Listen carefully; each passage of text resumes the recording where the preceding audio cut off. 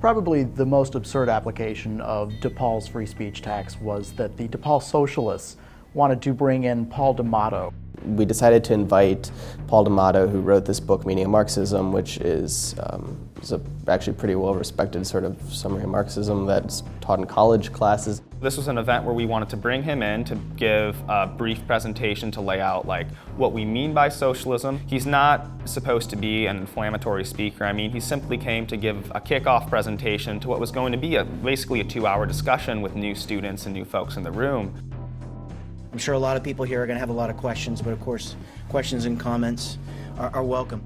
It wasn't as if the DePaul socialists were going to seize the means of production at this meeting. They were going to hear a guy talk about Karl Marx. I was told that we would have our event canceled unless we agreed to have 3 to 4 private security officers present to monitor the event and paid a fee of $360. We don't really have money as like an organization at the school and stuff, so we were sort of reduced to okay, so why is this happening?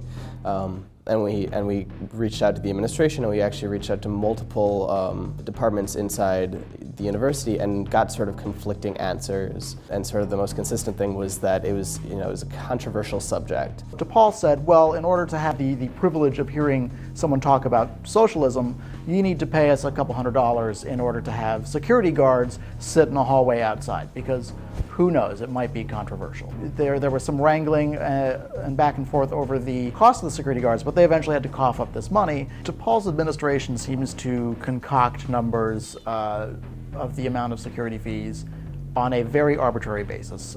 So for one speaker, they'll require X number of security guards for X number of expected attendees, and it's going to cost X amount per security guard.